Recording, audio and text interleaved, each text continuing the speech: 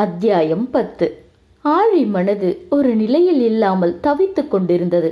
தன் நெஞ்சின் மீது தலை வைத்து அவளின் இதய துடிப்பின் இசை தாலாட்டாக ஒலிக்க ஆழியின் கழுத்தை கட்டிக்கொண்டு ஆழ்ந்த உறக்கத்தில் இருந்தாள் குழந்தை வெண்ணிலா. தன் மீது மலர் கொத்தாக கிடந்த குழந்தையின் தலையை மெதுவாக வருடிய ஆழி, ஏன் பாப்பா என்ன அப்படி கூப்பிட்ட?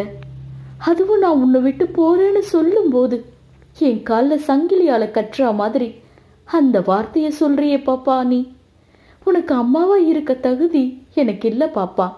உங்க அம்மா ஆஷா இருந்த இடத்துல என் நிழல் விழும் தகுதி கூட எனக்கு இல்லை. அப்படிப்பட்ட என்ன போய் நீ என்று உறங்கும் குழந்தையிடம் அவள் உள்ள குமுறலை இறக்கி வைக்க தூக்கத்தில் ஆழியின் கழுத்தை உரசியபடி தலையை திருப்பிய நிலா தூக்கத்திலேயே மீண்டும் மா என்றழைக்க ஆழி உடைந்தே விட்டாள். காலையில் டைனிங் டேபிள் மீது குழந்தையை உட்கார வைத்து உணவை ஊட்டி கொண்டிருந்த ஆழி மனதில் காலையில் சைத்ரா போன் செய்து, பிளான் என்ன ஆழி, எப்ப கொடைக்கானல் கிளம்பணும்னு சீக்கிரம் சொல்லு ஆழி என்று கேட்டதுதான் ஓடிக்கொண்டிருந்தது. எப்படி நிலாவை விட்டு கொடைக்கானல் போறது என்று அவள் யோசித்தபடி இருக்க அந்த நேரம் அங்கு வந்தார் வெண்மதி. என்னம்மா ஆழி, பாப்பா ஒழுங்கா சாப்பிடுறாளா என்று கேட்டபடி அங்கிருந்த சேரில் அமர்ந்த வெண்மதிக்கு, ஒழுங்கா சாப்பிடுறாமா, இப்ப எல்லாம் சேட்டை பண்ணாம சமத்தா இருக்கா என்று ஆழி மெதுவாக, மதிமா நான் உங்ககிட்ட ஒரு விஷயம் சொல்லணும் என்று தயங்கி தயங்கி பேச, சொல்லு ஆழி, என்ன சொல்லணும்? என்கிட்ட என்ன தயக்கம் உனக்கு? அது வந்துமா, நான் வேலை விஷயமா நேத்து வெளியே போயிருந்தல்ல, அந்த ப்ராஜெக்ட் எனக்கு கிடைச்சிருச்சுமா என்றதும் மதியின் முகம் லேசாக சுணங்கி விட்டது. அதை கவனித்த ஆழி, என்னம்மா நான் எனக்கு ப்ராஜெக்ட் கிடைச்சிருக்குன்னு சொல்றேன், நீங்க அமைதியா இருக்கீங்க, உங்களுக்கு இது சந்தோஷம் இல்லையா என்று கேட்ட ஆழியை கண்களில் ஏக்கம் தேக்கி பார்த்தார் வெண்மதி. எப்படிம்மா எனக்கு சந்தோஷம் வரும்? நீ இந்த வீட்டை, என் பேத்தி, என் பிள்ளைய விட்டு ஒரேடியா போறதுக்கு முதல் அடி எடுத்து வச்சிருக்கேன்னு தெரிஞ்சு இதை நினைச்சு நான் எப்படி சந்தோஷப்பட முடியும் என்று மனதில் புலம்பிய மதியின் குரல் ஆழிக்கு கேட்டது போல அவள் மேற்கொண்டு எதுவும் பேசாமல் அமைதியாக இருந்தாள். ஆழியின் கையை மெதுவாக அழுத்திய மதி, நீ ஆதவ் பத்தி ஒரு முறை யோசிச்சு பாரு ஆழி, அவனுக்காக இல்லாட்டியும் குழந்தைக்காவது உன் முடிவை நீ மாத்திக்க கூடாதா என்று தன் ஆதங்கத்தை கொட்டும் அந்த தாய்க்கு என்ன பதில் சொல்வது என்று தவித்திருந்தாள் ஆழி. உங்களுக்கு நான் என்ன சொல்லி என்ன புரிய வைக்கிறதுன்னு எனக்கு தெரியலம்மா. ஆனா இந்த ஜென்மத்துல அந்த பாக்கியம் எனக்கு இல்லை. எப்ப வேணும்னாலும் என் உயிர் போகும்னு தெரிஞ்சே ஒரு இருண்ட பாதையில போகாத ஊருக்கு வழி தேடிட்டு இருக்க என்கிட்ட போய் நீங்க உங்க பேத்தி எதிர்காலத்தை ஒப்படைக்க நினைக்கிறீங்க. இதுக்கு என்னால நோ மட்டும்தான் பதில் சொல்ல முடியும். அதுக்கான காரணத்தை கூட என்னால் உங்ககிட்ட சொல்ல முடியாதுமா என்று உள்ளுக்குள் புலம்பிய ஆழி, ப்ளீஸ்மா, நான் ஏற்கனவே சொல்லிட்டேன் இது நடக்காதுன்னு. மறுபடியும் அதை பத்தி பேசி என்னை மனசு கஷ்டப்படுத்தாதீங்க ப்ளீஸ் என்று கையெடுத்து கும்பிட்டவள், நான் சொல்ல வந்ததை சொல்லிடுறேன். எனக்கு கிடைச்சிருக்கிற ப்ராஜெக்ட்காக நான் ஒரு 4-5 நாள் கொடைக்கானல் போய் தங்க வேண்டியிருக்கு. அதான் பாப்பாவை என் கூட கூட்டிட்டு என்று தயங்கியவள், என்னை நம்பி பாப்பாவை என் கூட அனுப்பி வைப்பீங்களா என்று தயங்கி தயங்கி கேட்டாள். என்ன கேள்வி இது ஆழி? நிலா விஷயத்துல உன்னை நம்பாம நான் வேற யாரை நம்ப போறேன் சொல்லு? அவ உன்னோட இருந்தா ஒரு தூசு துரும்பு கூட அவ மேல படாம நீ உன் கண்ணுல வச்சு பாத்துக்குவேன்னு எனக்கு தெரியும். ஆனா இதுக்கு அந்த அறவைக்காடு ஒத்துக்கணுமே. இதை கேட்டா அவன் என்ன சொல்வானோ சொல்றதுக்கு இல்ல, எப்படி வெறிநாய் மாதிரி கத்துவான்னு உனக்கே நல்லா தெரியும் தானே என்றவரை தவிப்பாக பார்த்தாள் ஆழினி. ப்ளீஸ்மா, வெறும் 4-5 நாள் தான், பாப்பாவை நான் பத்திரமா பார்த்துக்குவேன், கொஞ்சம் உங்க பையன்கிட்ட சொல்லுங்களேன் என்று அவள் கெஞ்சும் நேரம், என்ன என்கிட்ட சொல்லணும் ஆழி? சொல்ல வேண்டியதை நீயே நேரடியாக என்கிட்ட சொல்ல, எதுக்கு அம்மா வாடகைக்கு வாங்குற என்றபடி ஆதவ் ஆழி அருகில் வர ஆழி ஒரு நிமிடம் யோசித்தவள், நான் என்னோட வேலை விஷயமா ஒரு 5 நாள் வெளியூர் போக வேண்டியிருக்கு என்று நிறுத்தியவள், அதான் நிலாவை என்னோட அழைச்சிட்டு போக உங்ககிட்ட பெர்மிஷன் கேட்க சொன்னேன் என்றவள் மெதுவாக, நான் பாப்பாவை கூட்டிட்டு போகவா என்று சொல்லி முடிக்கும் முன் ஆதவ் நோவே என்று கத்தினான். என்ன நினைச்சிட்டு இருக்க நீ? அதெல்லாம் என் பொண்ணை உன்னோட அனுப்ப முடியாது என்று கத்த ஆழி வெண்மதியை பார்த்து, மா நீங்க கொஞ்சம் சொல்லுங்க என்று கண்களால் கெஞ்ச மதி கண்களை மூடி திறந்து, இரு இரு நான் பார்த்துக்கிறேன் என்றவர், டே ஆதவ், அவ குழந்தைய நல்லா பார்த்துக்குவாடா, நம்பி அனுப்பு. அவ இல்லாட்டி பாப்பா இங்க அழுதுட்டு இருக்கும், அதுக்கு அவ கூடவே கூட்டிட்டு போகட்டும். வேணா நீயும் ஒரு 4 நாள் லீவ் போட்டுட்டு அவங்க கூட போயிட்டு வா, 2 பேருக்கும் பாதுகாப்பா இருக்கும் என்று அசால்ட்டாக ஒரு பெரிய குண்டை தூக்கி போட ஆழிக்கு பதறிவிட்டது. எது, இவர் என் கூடவா? கெட்டது குடி. ஐயோ, என்ன இந்த மதிமா இப்படி சேம் சைட் கோல் போடுறாங்க என்று உள்ளுக்குள் புலம்பினாள் ஆழி. ஹலோ மம்மி, என்ன இவளுக்கு பாடி கார்டு நினைச்சிங்களா? இவ கூட நான் போக? அதெல்லாம் என்னால முடியாது. நானும் போக மாட்டேன், இவளும் போகக்கூடாது. ஹலோ, நீங்க வரலன்னு சொல்லுங்க, அது உங்க உரிமை. ஆனா என்ன போகக்கூடாதுன்னு சொல்ல நீங்க யாரு என்று கேட்க வந்து சற்று பொறுத்து, என்ன ஏன் போகக்கூடாதுன்னு சொல்றீங்க என்று கேட்க அவள் வார்த்தை மாற்றத்தை உணர்ந்த ஆதவ் ஒரு சின்ன சிரிப்போடு அவளை பார்த்து, ஆமா நீ போகக்கூடாது. நான் அம்மா பாப்பாவை கூட்டிட்டு ஒரு 4-5 நாள் ட்ரிப் மாதிரி போக பிளான் பண்ணியிருக்கேன். ஸோ நீ எங்கேயும் போகல, எங்க கூட தான் வர்ற. எல்லா ஏற்பாடும் முடிஞ்சாச்சு, நாளைக்கு கிளம்புறோம் என்று முடிவாக சொன்னவனை புரியாமல் பார்த்தாள் ஆழி. Hello hello, stop stop. என்னங்க, என்னதான் நினைச்சிட்டு இருக்கீங்க நீங்க? எனக்கு புரியல. என்ன ஒரு வார்த்தை கூட கேட்காம நீங்களா முடிவு செஞ்சு வா போகலாம்னு சொன்னா என்ன அர்த்தம்?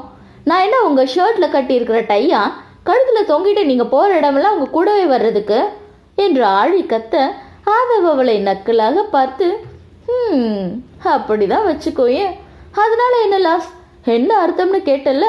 நான் சொன்னா நீ கேட்கணும்னு அர்த்தம், வேற என்ன என்றவனை தீயாக முறைத்தாள் ஆழி.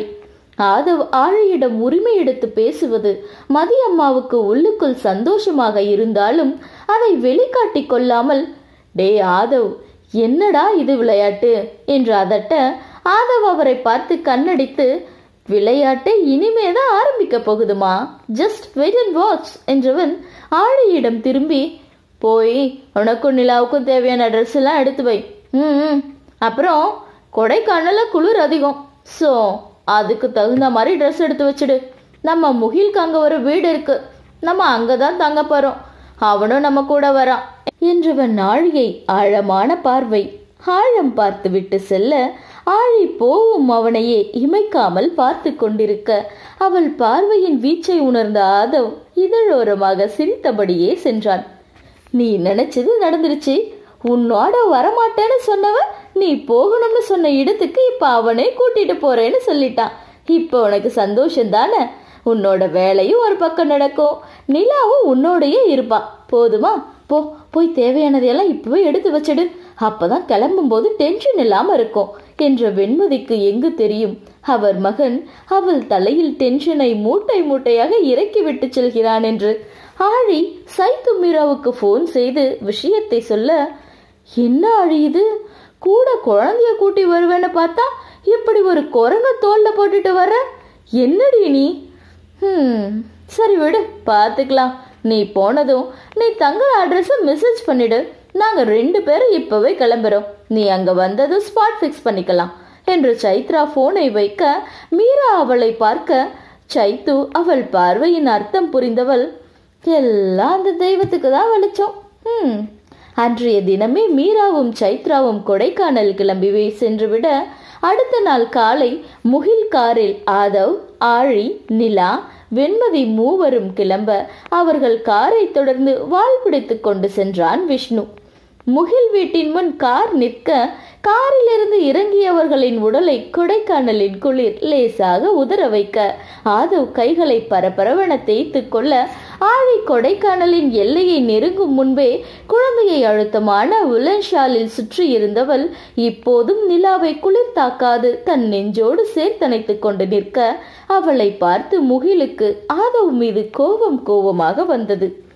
நிலாவை எப்படி கவனிச்சுக்குது இந்த பொண்ணு, இந்த பிள்ளைய போய் கொல்ல பார்க்கறானே இந்த காட்டுருமை, இவனுக்கெல்லாம் நல்ல சூறை கிடைக்காது என்று வாய்க்குள் முணங்க, டேய் நீ மைண்டு வாய்ஸ் நினைச்சு கொஞ்சம் சத்தமா பேசிட்டு இருக்க, நீ சொன்னது எனக்கு நல்லாவே கேக்குது என்று சிரித்த ஆதவை முறைத்த முகில், கேட்டா கேட்கட்டும், எனக்கு என்ன பயமா? உன்னால என்ன செய்ய முடியும்? வேணும்னா இதுக்காக ஆழியை கொள்ளும் போது என்னையும் செத்து போட்டுரு என்று முகத்தை திருப்பிக் கொண்டான். டேய், ஏண்டா அன்னைக்கு என்னோட சண்டை போட்டுட்டு போனது, அதுக்கப்புறம் நீ என்னோட பேசவே இல்லை. இப்ப நீ திட்டாவது என்கிட்ட பேசினா சந்தோஷத்துல தாண்டா நான் சும்மா உன்னை கிண்டல் பண்ண, அதுக்கு போய் நீ இப்படி பேசிட்டு இருக்க. இட்ஸ் நாட் குட் முகில் என்று ஆதவ் வருந்த. ஓ, நான் பண்றது சரியில்லை, அப்ப சார் செய்யறதெல்லாம் கரெக்ட் அப்படிதானே என்று சீரிய முகில் மதி ஆழி குழந்தையை அழைத்து கொண்டு வீட்டுக்கு உள்ளே செல்ல ஆதவ் இழுத்து மூச்சு விட்டு, இவனுக்கு எப்படி புரிய வைக்கிறது என்று யோசித்தபடியே உள்ளே சென்றான். அங்கு வந்த கையோடு ஆழி அவள் இருக்கும் இடத்தின் லொகேஷனை சைத்ரா மீராவுக்கு அனுப்ப அடுத்த 1 மணி நேரம் இருவரும் முகில் வீட்டுக்கு அருகில் இருந்த காட்டேஜுக்கு வந்து தங்கிவிட்டனர். விஷ்ணுவும் அவனுக்கு ஆதவ் மற்றும் முகிலை தெரியும் என்ற விவரம் ஆழிக்கு தெரியக்கூடாதென்று முகில் வீட்டுக்கு அருகிலேயே வேறு இடத்தில் தங்கிக் கொண்டார். அத்தியாயம் 11. கொடைக்கானலில் குளிரில் சூரியனை நடுங்கினார் போல தன் கெத்தை கொஞ்சம் குறைத்து கொண்டு மிதமாக சூட்டை அந்த இடமெங்கும் பரப்பிக் கொண்டிருக்க, அந்த இளம் வெயில் வெளிச்சத்தில் பெயரே தெரியாத பல வண்ண மலர்கள் காற்றின் இசைக்கு தகுந்தபடி உடல் நோகாமல் அழகாய் அசைந்து நடனமாடும் அந்த அழகிய காட்சி சூழலை கூட பார்த்து ரசிக்க மறந்து எதையோ யோசித்துக் கொண்டிருந்தாள் ஆழி. ஆழி விஷ்ணு மற்றும் இன்னும் சிலரை பற்றிய தகவல்களை சைத்ராவிடம் கேட்டிருந்தாள். நேற்று இரவு ஆழியை போனில் அழைத்த சைத்ரா, நீ கேட்ட டீட்டெயில்ஸ் எடுத்துட்டேன் என்றாள். தட்ஸ் இட் சைத்து, சொல்லு, நமக்கு யூஸ் ஆகிற மாதிரி எதுவும் இருக்கா என்று கேட்க சைத்ரா அமைதியாக இருந்தாள். சைத்து, ஏய் என்னடி, லைன்ல இருக்கியா இல்லையா என்று ஆழி கத்த, லைன்ல தான் இருக்கேன் என்று சைத்ராவின் குரலில் இருந்த மாறுதலை உணர்ந்த ஆழி, சைத்து, இஸ் எவ்ரிதிங் ஆல் ரைட் என்று கேட்டார். நோ ஆழி, நம்ம நினைச்சதை விட கொஞ்சம் இல்லை இல்லை, ரொம்ப மோசமா இருக்கு. லைஃப் இஸ் அ சர்க்கிள்னு சொல்றது உண்மைதான். எங்கேயோ தொடங்கின ஒன்று எங்கேயோ போய் தொட்டு இப்ப நம்ம கிட்ட வேற விதமா திரும்பி வந்திருக்கு ஆழி என்று சம்பந்தமே இல்லாமல் சைத்ரா உளர ஆழிக்கு மூளை குழம்பியது. ஏய், என்னாச்சு உனக்கு? குளிருக்கு தண்ணி கிண்ணி எதுவும் போட்டிருக்கியா என்ன? இல்லையே, நம்ம 3 பேருக்கும் அந்த பழக்கம் இல்லையே என்றவள், நீ போனை மீரா கிட்ட கொடு என்க. சைத்ரா வறண்ட முகத்துடன் மீராவிடம் போன் தந்து விட்டு செல்ல, மீரா போகும் அவளை பார்த்து கொண்டே போனை காதில் வைத்தாள். ஏய் மீரா, என்னடி ஆச்சு? ஏன் சைத்து ஒரு மாதிரி பேசிட்டு இருக்கா? என்ன நடக்குது அங்க என்று ஆழி பதட்டமாக. அவ மட்டும் இல்லை, நானும் ஒரு மாதிரி தான் இருக்கேன். மேட்ரு தெரிஞ்சா நீயும் எங்களை போலதான் ரியாக்ட் பண்ணுவ என்று மீராவும் புதிர் போட ஆழிக்கு உள்ளுக்குள் ஏதோ ஒரு வித தவிப்பு. என்னாச்சு மீரா? இது போன்ல சொல்ற விஷயம் இல்ல ஆழி, நாளைக்கு நீ இங்க வா, பேசிக்கலாம் என்ற மீரா போனை வைத்து விட ஆழிக்கு ஒன்றும் விளங்கவில்லை. இரவு நடந்ததை யோசித்துக் கொண்டே வீட்டின் பின்புறம் இருந்த சின்ன கார்டனில் நின்றிருந்த ஆழியை வெண்மதியின் குரல் கலைக்க திரும்பி பார்த்தவள் அங்கு வெண்மதி நிலாவுடன் நிற்க அவருக்கு அருகில் நின்றிருந்தனர் மீராவும் சைத்ராவும். ஆழி தோழிகள் இருவரையும் அங்கு பார்த்ததும் முதலில் அதிர்ந்து பின் அவர்களை தீயாக முறைத்து கொண்டிருந்தாள். ஆழி, இந்த பொண்ணுங்க உன்னை பார்க்க வந்திருக்காங்கம்மா. நீ இங்க செய்ய வந்த ப்ராஜெக்ட்காக இவங்களை உனக்கு உதவிக்கு அனுப்பிச்சு இருக்காங்களாம். தோ பக்கத்துல இருக்கே அந்த காட்டேஜ்ல தான் தங்கி இருக்காங்க என்று மதி சொல்ல, ஆழி தோழிகள் இருவரையும் முறைத்து கொண்டே வெண்மதி அருகில் வந்தாள். சரிம்மா, நான் பேசிக்கிறேன், நீங்க பாப்பாவை தூக்கிட்டு உள்ள போங்கம்மா என்றதும் மதி தன் இடுப்பில் இருந்த நிலாவுடன் உள்ளே செல்ல போக, ஆண்டி ஒரு நிமிஷம் என்ற சைத்ராவின் குரலில் அவளை திரும்பி பார்த்தார் மதி. என்னம்மா, என்ன வேணும் என்றார் மதி சைத்ராவை பார்த்து. தயங்கி தயங்கி, இல்ல ஆண்டி, பாப்பா பார்க்க அழகா இருக்கு. நான் அவளை ஒரு முறை தூக்கலாமா? எனக்கு பாப்பாவை தருவீங்களா என்று ஆசையாக கேட்க மதி திரும்பி ஆழியை பார்க்க ஆழி கண்களை மூடி திறந்து சரி என்க சைத்ராவை பார்த்து மென்மையாக சிரித்த மதி, அதுக்கு என்னம்மா, இந்த அப்படி என்றதும் முகமெல்லாம் புன்னகையுடன் நிலாவை தன் கையில் வாங்கி கொண்ட சைத்ரா ஆசையாக நிலா கன்னத்தில் தன் இதழை பதித்து, ரொம்ப தேங்க்ஸ் பாப்பா, உங்க அம்மா ஆஷாவால தான் எங்களுக்கு எங்க ஆழி உயிரோட திரும்ப கிடைச்சா. அதுக்கு உங்க அம்மாக்கு எவ்வளோ நன்றி சொன்னாலும் அது கம்மிதான். அதுக்காக நாங்க எங்க நன்றி கடனை செய்யாம இருக்க மாட்டோம். அவங்களுக்கு செய்ய வேண்டியதை இப்ப இருந்து நாங்க செய்ய தொடங்க போறோம். உனக்கு அம்மா இல்லாம செஞ்ச ஒருத்தரை விட மாட்டோம். இது உனக்கு நாங்க செய்யற சத்தியம் என்று மானசீகமாக சைத்ரா குழந்தையிடம் பேசிக் கொண்டிருக்க, ஆழி சைத்ராவையும் அவள் அருகில் அமைதியாக இருந்த மீராவையும் உற்று பார்த்து கொண்டிருந்தாள். மதிமா, யார் இவங்க என்று கேட்டபடி அந்த நேரம் அங்கு வந்த முகிலை பார்த்து ஆழிக்கு தூக்கி வாரி போட்டது. டேமிட், இவங்க 2 பேரையும் யாரும் பார்க்க கூடாதுன்னு தானே இவங்களை தள்ளி இருக்க சொன்ன. அது தெரிஞ்சும் இப்ப இதுங்க 2 எதுக்கு இங்க வந்ததுங்க? இப்ப என்ன பண்றது?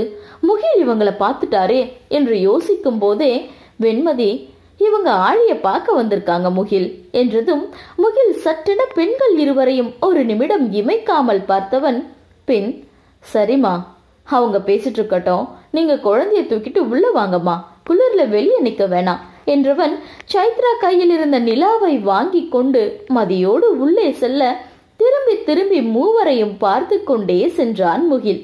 அவர்கள் உள்ளே சென்றதை உறுதிப்படுத்தி கொண்ட ஆழி வேகமாக தோழிகள் அருகில் வந்தவள், என்ன காரியம் பண்ணி வச்சிருக்கீங்க? இப்ப எதுக்கு இங்க வந்தீங்க என்று கத்த, சைத்ரா அமைதியாக ஆழியை பார்த்து, இனிமே நீ எங்களை மறைச்சு வைக்க எந்த அவசியமும் இல்லை ஆழி. எங்களுக்கு எதுவும் ஆகிடும்ன்ற பயமும் உனக்கு இனி வேணாம். தப்பு பண்ணும் போதே நம்ம பயந்ததில்லை, அப்புறம் நல்லது செய்ய எதுக்கு பயப்படணும்? ஒரு நல்ல ஆத்மாக்கு நம்ம நியாயம் செய்ய போறோம். இனி நம்ம 3 பேரும் ஒளிச்சு மறைய வேணாம் என்ற சைத்ரா பேச்சில் ஆழிக்கு உள்ளுக்குள் பகீர் என்றது. ஏய் மீரா, இவளுக்கு என்ன தாண்டி ஆச்சு? ஏன் ஒரு மாதிரி பேசிட்டு இருக்கா? அத இங்க சொல்ல முடியாது ஆழி. நீ அந்த ஆன்டி கிட்ட சொல்லிட்டு வா, நம்ம காட்டேஜ் போய் பேசலாம், இங்க வேணாம் என்றவளின் முகமே சொன்னது ஏதோ பெரிய விஷயம் நடந்திருப்பதை. வீட்டுக்குள் சென்ற ஆழி நிலா தூங்கி இருக்க வெண்மதியிடம் சொல்லிவிட்டு சைத்து மீராவுடன் செல்ல, முகில் போகும் அவளையே வருத்தமாக பார்த்து கொண்டிருந்தான். இங்கு காட்டேஜ் வந்த ஆழி, இப்ப சொல்லு சைத்து, என்னாச்சு? ஏன் 2 பேரும் இப்படி இருக்கீங்க? நீ நிலா அம்மா ஆஷாவை பார்த்திருக்கிய ஆழி என்று கேட்ட சைத்ராவை பார்த்து இடவளமாக தலையாட்டிய ஆழி, இல்லம்மா, நான் பார்த்ததில்லை. அன்னைக்கு ஆக்சிடென்ட் நடக்கும்போது அடிபட்டு அரை மயக்கத்துல அவங்கள தெளிவில்லாம பார்த்தேன். ஆனா அவங்க முகம் மனசுல பதியல. பிகாஸ் அவங்க ஃபேஸ் ஃபுல்லா ரத்தமா இருந்துச்சு. ஸோ முகம் ஞாபகம் இல்லை. வீட்டில் அவங்க ஃபோட்டோ பார்க்கும்போது ரொம்ப மனசு கஷ்டமா இருக்குன்னு சொல்லி ஆதவ அவங்க ஃபோட்டோ எல்லாத்தையும் எடுத்து ஒரு ரூம்ல போட்டு பூட்டி வச்சுட்டாராம். ஸோ நான் ஆஷா ஃபோட்டோ கூட பார்த்ததில்ல என்று ஆழி முன் தன் லேப்டாப்பின் திரையை காட்டினாள் சைத்ரா. உனக்கு தான் மெமரி பவர் அதிகமாச்சே, இந்த பொண்ணு யாருன்னு தெரியுதா? சொல்லு ஆழி என்றதும் ஆழி அந்த திரையில் தெரிந்த பெண்ணின் முகத்தை பார்த்து, இது நமக்கு வந்து லாஸ்ட் ப்ராஜெக்ட் பொண்ணு தானே, பேர் கூட என்று சற்று யோசித்து, பிரியதர்ஷினி, இவங்களை எப்படி நம்மால மறக்க முடியும் என்று ஆழியை பார்த்து மீராவும் சைத்ராவும் ஆமாம் என்று தலையாட்டினர். சரி, இப்ப எதுக்கு இந்த பொண்ணு போட்டோவை பத்தி கேக்குறீங்க?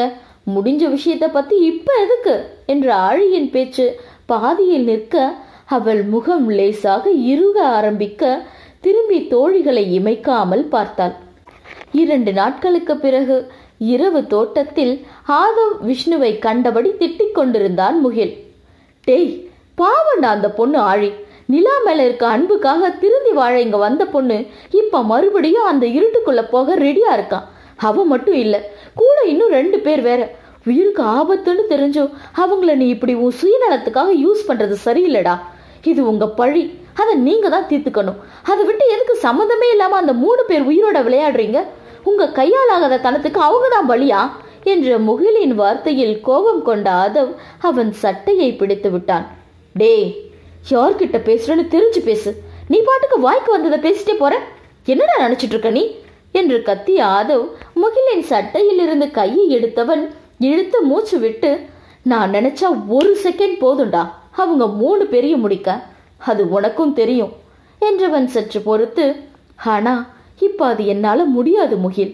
நம்ம டிபார்ட்மெண்ட்ல இருக்க சில கரப்டட் ஆபீசர்ஸ்னால தான் நான் ஏற்கனவே என் பொண்டாட்டி இழந்துட்டேன். அந்த குற்ற உணர்ச்சியை தினமும் என்னை கொஞ்சம் கொஞ்சமா கொண்டுட்டு இருக்குடா. என்ன பழிவாங்க. பாவம், அந்த அப்பாவி பொண்ணை கொண்டுட்டாங்க. இப்ப மறுபடியும் நான் அவங்கள ஏதாவது செஞ்சு அந்த கோபத்தை என் பொண்ணு மேல காட்டிட்டா நான் என்னடா செய்யறது என்றவன் உடல் தளர்ந்து கீழே மண்டியிட்டு உட்கார்ந்து விட அவனை பார்த்த முகிலுக்கும் கண்கள் கலங்கியது. ஆஷா சாவுக்கு நீங்க காரணம் இல்ல மிஸ்டர் ஆதவ் என்று கேட்ட குரலில் ஆண்கள் மூவரும் திரும்பி பார்க்க அங்கு ஆழி, சைத்ரா, மீரா நின்றிருந்தனர். ஆழி ஆதவ் அருகில் வந்தவள், உங்களுக்கு வச்ச குறியில ஆஷா மாட்டிக்கல, அவங்க குறி வச்சதே ஆஷாவுக்கு தான் என்ற ஆழியின் வார்த்தையில் ஆண்கள் மூவரும் அதிர்ந்து நிற்க, ஹே, நீ நீ என்ன சொல்ற? ஆஷா என்ன செஞ்சா? அவளையே அவ என்ன தப்பு செஞ்சா? உனக்கு எப்படி தெரியும் என்ற ஆதவ் ஆழி தோலை பிடித்து உழுக்க, தப்புதான் செஞ்சாங்க. அதுவும் பெரிய தப்பு. இந்த உலகத்துல உண்மையா நல்ல மனசோட எல்லாரும் நல்லா இருக்கணும்னு நினைக்கிறது தப்பு மட்டும் இல்ல மிஸ்டர் ஆதவ், அது பெரிய பாவமும் கூட. அதைத்தான் ஆஷா செஞ்சாங்க. நீ என்ன சொல்ற? உனக்கு எப்படி ஆஷாவை தெரியும் என்று கேட்ட விஷ்ணு கண்கள் வெகுவாக கலங்கி இருந்தது. தெரியும் மிஸ்டர் டெபுட்டி கமிஷனர், எங்களுக்கு எல்லாம் தெரியும். ஆஷா பத்தி உங்களுக்கு தெரியாதது கூட எங்களுக்கு தெரியும். ஆஷா சாவுக்கு பழிவாங்க ஆதவ் தான் உங்க மூலமா ஆழியை யூஸ் பண்றாருன்னு தெரியும். நீங்க ஆஷாவோட அண்ணன்னு தெரியும், ஆதவ் சிபிஐன்னு தெரியும், மிஸ்டர் முகில் அண்டர் கவர் காப்னு தெரியும். இதெல்லாம் நீங்க ஆழிய முதல் முறை மீட் பண்ண அடுத்த 2 நாள்ல நாங்க தெரிஞ்சுக்கிட்ட விஷயம் என்று இழுத்து மூச்சு விட்டு, ஆனா நீங்க உங்க தங்கச்சியை தெரிஞ்சுக்கல, ஆதவ் அவர் ஒய்ஃப் பத்தி தெரிஞ்சுக்கல, ஆஷா அவங்க ஹஸ்பண்ட் பத்தி தெரிஞ்சுக்கல. அதுதான் இங்க இப்ப நம்ம எல்லாரும் ஒன்னா இந்த ஸ்டேஜ்ல நிக்க காரணம் என்ற மீரா அருகில் வந்த விஷ்ணு, அவளை உங்களுக்கு எப்படி தெரியும்? சொல்லு, எப்படி தெரியும்? அவ என்ன செஞ்சா? ஆஷாவை எங்களுக்கு தெரியாது, பட் பிரியதர்ஷினியை எங்களுக்கு தெரியும். Because she was our last assignment என்ற ஆழியை ஆண்கள் மூவரும் திகைத்து பார்க்க, எஸ், கடைசியா எங்களுக்கு வந்த அசைன்மெண்ட் உங்க ஆஷாவை, ஐ மீன் மிஸ் ஆஷா பிரியதர்ஷினி தான் என்ற சைத்ராவின் கழுத்தை நெரித்திருந்தான் விஷ்ணு. அத்தியாயம் 12. ஆழி, சைத்ரா, மீரா மூவரும் அமர்ந்திருக்க அவர்கள் எதிரில் கண்கள் கண்ணீரும் மனதில் உண்மையை தெரிந்து கொள்ளும் தவிப்புடனும் உட்கார்ந்து இருந்தார் ஆதவ், விஷ்ணு, முகில் மூவரும். நாங்க கொஞ்ச நாள் டெல்லியில இருந்தோம். அப்பதான் பிரியா, ஐ மீன் உங்க ஆஷாவோட அசைன்மெண்ட் எங்களுக்கு வந்தது. அதுவும் கொலை பண்ண இல்ல, கிட்னாப் செய்ய சொல்லி. நாங்க கிட்னாப் தென் லேடிஸ் வச்சு அசைன்மெண்ட் வந்தா அதை எடுக்க மாட்டோம். அண்ட் ஒரு ஆளை பத்தி தரோவா செக் பண்ணி அவ வாழ தகுதி இல்லாத ஆள்னு எங்களுக்கு 100% கிளியர் ஆனா மட்டும்தான் நாங்க ஸ்கெட்ச் போடுவோம். அந்த வகையில முதல் தடவை ஆஷா போட்டோவை பார்த்த உடனே எங்களுக்கு தெரிஞ்சு போச்சு இவங்க எந்த தப்பான வேலைக்கும் போற ஆள் இல்லைன்னு. இருந்தாலும் எதுக்கும் இருக்கட்டும்னு ஒரு வாரம் ஆஷாவை ஃபாலோ பண்ணி அவங்க ரொம்ப நார்மலான பொண்ணுன்னு தெரிஞ்சுக்கிட்டோம். கூடவே அவங்க ஏதோ பெரிய சிக்கல்ல மாட்டி இருக்காங்கன்னு புரிஞ்சது. அதோட அவங்கள வேற சில பேர் டார்கெட் பண்ண ட்ரை பண்ணதையும் கவனிச்சோம். எங்களுக்கு ஆஷாவோட அசைன்மெண்ட் வந்த மாதிரி இன்னும் சிலருக்கும் போயிருக்கும் போல. அவங்க ஆஷாவை கிட்னாப் பண்ணத அவங்கள வாட்ச் பண்ணிட்டு இருந்த சைத்து எங்க கிட்ட சொன்னா. ஏன்னு தெரியல, அவங்க எப்படியோ போகட்டும்னு விட எங்களுக்கு மனசு வரல. அதுக்கு அவங்க குழந்தைத்தனமான ஃபேஸ் கூட காரணமா இருக்கலாம். அவங்கள காப்பாத்தணும்னு நாங்க டிசைட் பண்ணோம். நல்ல வேலையா சைத்ரா ஆஷாவை ஃபாலோ பண்ண ஈஸியா இருக்கும்னு அவங்க ஹேண்ட்பேக்ல அவங்களுக்கே தெரியாம ஒரு ட்ராக்கிங் சிப் வச்சிருந்தா. அதுல ட்ரேஸ் பண்ணி நாங்க ஆஷாவை சேவ் பண்ணி எங்க வீட்டுக்கு கூட்டிட்டு வந்தோம். ஆஷாவை கடத்தி வச்சிருந்தவங்க அவங்களுக்கு ஹெவி டோஸ் மயக்க மருந்து கொடுத்தாங்க போல. நாங்க அவங்கள வீட்டுக்கு தூக்கிட்டு வந்து முழுசா ஒரு நாள் கழிச்சுதான் அவங்க கண்ணு முழிச்சாங்க என்ற ஆழியின் நினைவுகள் ஆஷாவுடன் இருந்த நாட்களுக்கு சென்றது. மயக்கம் தெளிந்த ஆஷா தான் எங்கிருக்கிறேன் என்று புரியாமல் வெகுவாக பயந்தவள் மெதுவாக அவள் படுத்திருந்த அறையை விட்டு வெளியே வந்து மெதுவாக கண்களால் அந்த வீட்டை இன்ச் பை இன்ச்சாக அளந்து பார்க்க அந்த வீட்டின் ஹாலில் சைத்ரா ஆழி இருவரும் லேப்டாப் முன்னால் உட்கார்ந்து எதையோ உன்னிப்பாக பார்த்து கொண்டிருக்க மீரா கிச்சனில் எதையோ கிண்டிக் கொண்டிருந்ததை பார்த்தாள். அந்த நேரம் யதார்த்தமாக திரும்பி ஆழி ஆஷாவை பார்த்தாள். ஹே, கண்ணு முழிச்சிட்டீங்களா என்று கேட்டபடி ஆஷா அருகில் வர ஆஷா பயத்தில் ஓரடி பின்னால் சென்றாள்.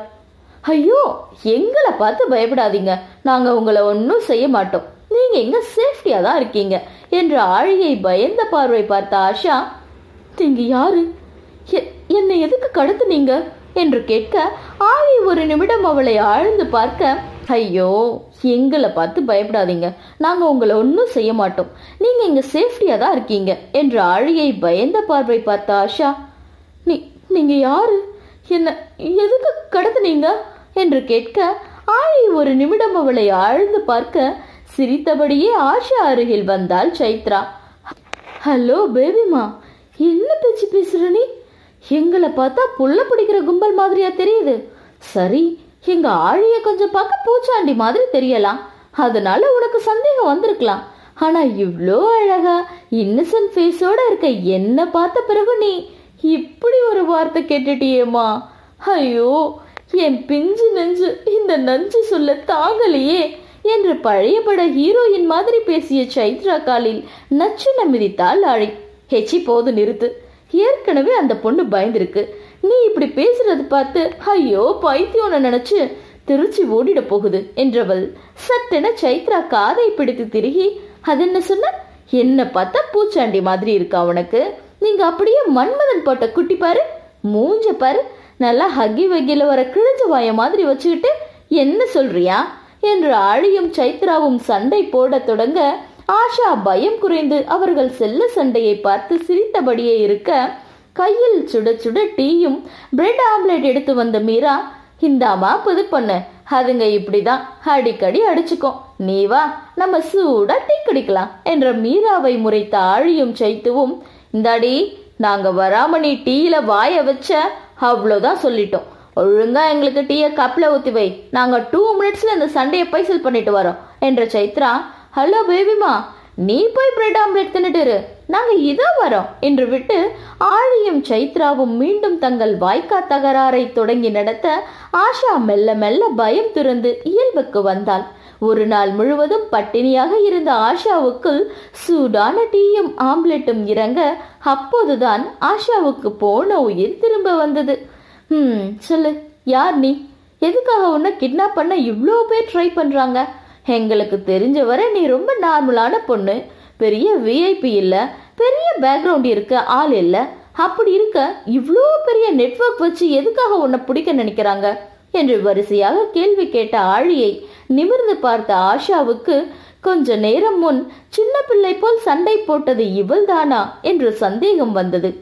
உங்களுக்கு எப்படி இதெல்லாம் தெரியும், நீங்க எப்படி என்ன சரியான டைம்ல வந்து காப்பாத்துனீங்க, நீங்க 3 பேரும் யாரு என்ற ஆஷாவை பார்த்து இழுத்து மூச்சு விட்ட ஆழி திரும்பி மீரா சைத்ராவை பார்க்க அவர்கள் இமைகளை மூடி திறக்க ஆழி சரி என்று தலையாட்டினாள். இங்க பாருமா, நாங்க உன்னை ஒன்னும் பண்ண மாட்டோம், நீங்க சேஃப் தான், முதல்ல நீ அதை நம்பணும் என்றவள் சற்று பொறுத்து, உன்னை கிட்னாப் பண்ண சொல்லி எங்களுக்கும் அசைன்மெண்ட் வந்தது என்றதுதான். சற்றென எழுந்து நின்ற ஆஷா, அப்போ நீங்க கடத்தல்காரங்களா என்று பதற சைத்ரா ஆஷா அருகில் வந்து அவள் தோளில் கை போட்டு, ஐயோ நாங்க அவ்வளோ பெரிய ஆளெல்லாம் இல்லை பேபிமா, கடத்துற அளவுக்கெல்லாம் நாங்க ஒர்த்தில்ல, நாங்க சும்மா எங்க சக்திக்கு தகுந்த மாதிரி ஜஸ்ட் மர்டர் மட்டும்தான் செய்வோம் என்றதுதான். ஆஷா கொலை நடங்கி விட்டாள். முழுதாக 1 மணி நேரம் கழித்து, இதுதான் நாங்க நல்லவங்கன்னு சொல்ல மாட்டோம், பட் இதுவரை எந்த நல்ல மனுஷனுக்கும் நாங்க கெட்டது செஞ்சது கிடையாது, அதுதான் உன் விஷயத்திலயும் செஞ்சோம், நீ பார்க்க அப்பாவியா தெரிஞ்ச, உன்னை எப்படியோ போன எங்களால விட முடியல, அதான் உன்னை நாங்க சேவ் பண்ணோம், உன்னை இங்க நிறைய பேர் கொல்ல தேடிட்டு இருக்காங்க, அசைன்மெண்ட் எங்களுக்கு வந்திருக்குன்னா கண்டிப்பா இதுக்கு பின்னாடி இருக்கிறது பெரிய பிக் ஷாட்டா தான் இருக்கணும், சோ உன் உயிருக்கு இப்பவும் ஆபத்து இருக்கு என்று ஆழி ஆஷா முகம் பார்க்க ஆஷாவின் முகம் பயத்தில் விளறி போயிருந்தது. இங்க பாரு, நீ பயந்து இங்க ஒன்னும் ஆக போறதில்ல, நீ உன்னை பத்தி ஏதாவது சொன்னாதானே நாங்க எங்களால உனக்கு ஏதாவது உதவி செய்ய முடியுமான்னு பார்க்க முடியும். இந்த சூழ்நிலையில உனக்கு எங்களை விட்டா இங்க யாரும் இல்லை. சோ ப்ளீஸ் ஏதாவது சொல்லு என்று மீரா அக்கறையாக கேட்டாள். என் பேரு ஆஷா, ஊரு சென்னை என்று தன்னை பற்றி தேவையான தகவல்களை மட்டும் சொன்னாள். சரி, நீங்க டெல்லிக்கு எதுக்கு வந்த? யார் உன்னை கொல்ல ட்ரை பண்றான்னு உனக்கு தெரியுமா என்று சைத்ரா கேட்க, ஆஷா ஒரு நிமிடம் கையை பிசைந்தபடி தயங்கி நின்றவள் பின் தைரியத்தை வரவழைத்து கொண்டு, நான் இங்க வந்து 10 நாள் ஆகுது. எனக்கு போட்டோகிராஃபி ரொம்ப பிடிக்கும். இங்க டெல்லியில இருக்க இடங்களை போட்டோ எடுக்க தான் இங்க வந்தேன். என்னோட ஃப்ரெண்ட் பிரியா வீட்டுல தான் தங்கி இருந்தேன்.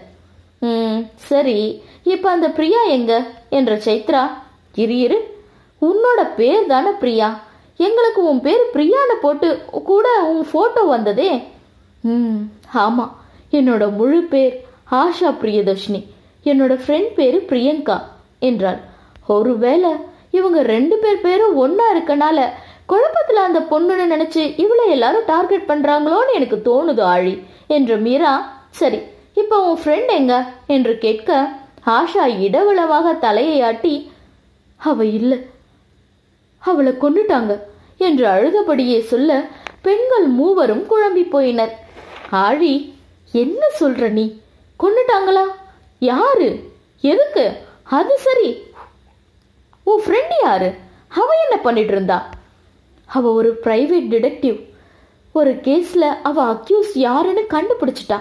அதுக்கான எல்லா எவிடன்ஸையும் ஒரு பென்ட்ரைவ் ஒரு மெமரி கார்ட்லையும் போட்டு பென்ட்ரைவை வச்சுட்டு மெமரி கார்டை எங்கிட்ட கொடுத்து வச்சான். அந்த அக்யூஸ் பெரிய ஆளுன்னும் அவனால அவ உயிருக்கு ஆபத்து வரும்னு சொன்னான்.